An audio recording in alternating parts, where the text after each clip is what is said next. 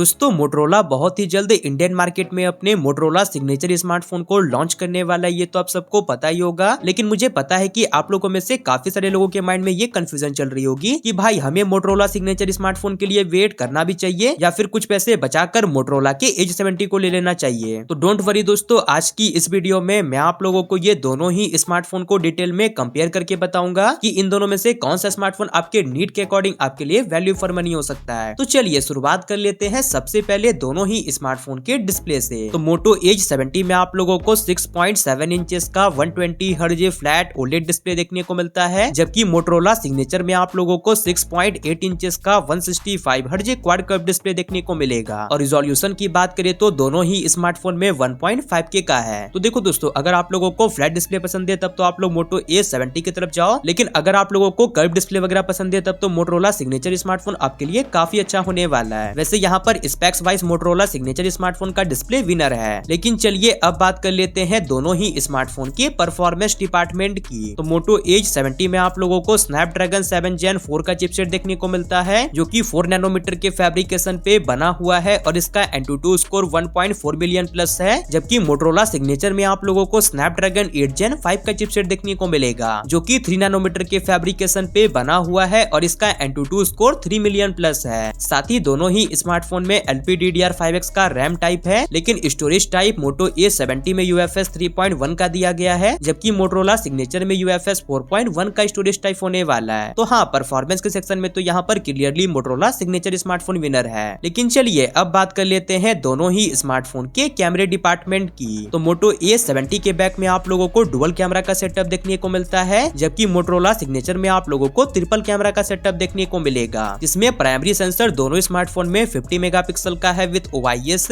और secondary sensor दोनों smartphone में 50 मेगापिक्सल का अल्ट्रा वाइड लेंस है। लेकिन टर्सरी सेंसर एडिशनल में आप लोगों को मोटरोला सिग्नेचर में 50 मेगापिक्सल का टेलीफोटो लेंस देखने को मिलने वाला है। और फ्रंट की बात करें तो फ्रंट में दोनों स्मार्टफोन में 50 मेगापिक्सल का सेल्फी कैमरा होगा। तो कैमरास वगैरह यहाँ पर आप लोगों को दोनों ही स्मार्टफोन में काफी अच्छे देखने को मिलते हैं। लेकिन अगर यहाँ पे भी किसी एक को विनर बताना हो तो वो है मोटरोला सिग्नेचर स्मार्टफोन। साथ ही दोनों ही smartphone out of the box Android 16 के साथ देखने को मिलता है, जो कि मोटरोला के हेलो UI पे रन करता है। तो सॉफ्टवेयर के मामले में तो यहाँ पर दोनों ही स्मार्टफोन इक्वल ही है। लेकिन बात करें अब ये दोनों ही स्मार्टफोन के बैटरी डिपार्टमेंट की, तो मोटो एज 70 में आप लोगों को 5000 mAh की बैटरी देखने को मिलती है और स्मार्टफोन 68 वाट की वायर्ड चार्जिंग और 15 वाट की वायरलेस चार्जिंग को सपोर्ट करता है। जबकि मोटरोला सिग्नेचर में आप लोगों को 5200 mAh की बैटरी देखने को मिलेगी और स्मार्टफोन 90 वाट की वायर्ड चार्जिंग और 50 वाट की वायरलेस चार्जिंग को सपोर्ट करेगा। और ऑफकोर्स दोनों स्मार्टफोन के बॉक्स में आप लोगों को अडेप्टर प्रोवाइड करवा दिया जाएगा। तो देखो दोस्तों, बैटरी कैपेसिटी वगैरह तो यहाँ पर दोनों ही स्मार्टफोन में उतना कुछ खास देखने को नहीं मिलता है। लेकिन अगर यहाँ पर भी किसी एक को विनर बताना हो तो वो है मोटरोला सिग्नेचर स्मार्टफोन। साथ ही बात करें अब ये दोनों ही स्मार्टफोन के अदर फीचर्स की, तो दोनों ही स्मार्टफोन में आप लोगों को इन डिस्प्ले फिंगरप्रिंट स्कैनर का सपोर्ट देखने को मिलता है और फेस अनलॉक का फीचर तो है ही। लेकिन सैडली दोनों में से किसी भी स्मार्टफोन में आप लोगों को 3.5mm जैक और SD कार्ड के लिए कोई भी स्लॉट नहीं देखने को मिलता है। लेकिन हाँ, डुअल स्पीकर वगैरह का सपोर्ट दोनों स्मार्टफोन में है। और एट दी एंड बात करें ये दोनों ही स्मार्टफोन के डिजाइन और बिल्ड क्वालिटी की, तो आप लोग देख सकते हो कि बैक से ये दोनों ही स्मार्टफोन का डिजाइन कुछ ऐसा होने वाला है। इसमें ये दोनों ही स्मार्टफोन का बैक वीगन लेदर का होगा, लेकिन फ्रेम मेटल का होने वाला है। और फ्रंट में मोटो एज 70 में गोरिल्ला ग्लास 7i का प्रोटेक्शन है, जबकि मोटरोला सिग्नेचर में गोरिल्ला ग्लास विक्टस 2 का प्रोटेक्शन होने वाला है। साथ ही IP रेटिंग की बात करें तो दोनों ही स्मार्टफोन में IP68 और IP69 की रेटिंग देखने को मिलती है। तो हाँ, डिजाइन के मामले में तो यहाँ पर दोनों ही स्मार्टफोन ऑलमोस्ट सेम ही है, लेकिन बिल्ड क्वालिटी के मामले में यहाँ पर Motorola signature smartphone slightly better है, क्योंकि यहाँ पे आप लोगों को फ्रंट में बेटर प्रोटेक्शन देखने को मिलता है। तो ये रहा दोस्तों Moto Edge 70 versus Motorola signature smartphone का ओवरऑल कंप्लीट कंपैरिजन। लेकिन चलिए अब बात कर लेते हैं ये दोनों ही स्मार्टफोन के प्राइसिंग की। तो मोटो एज 70 का जो बेस वेरिएंट है 8+ 256GB, उसका प्राइस आप लोगों को 30 के देखने को मिलता है और ऑफर्स वगैरह लगाने के बाद 29 के में भी देखने को मिल जा रहा है। जबकि मोटरोला सिग्नेचर स्मार्टफोन का बेस वेरिएंट आप लोगों को 55K to 60K के बीच में देखने को मिलेगा और हो सकता है कि यहाँ पे भी आप लोगों को 2 से 3000 का बैंक ऑफर्स देखने को मिले।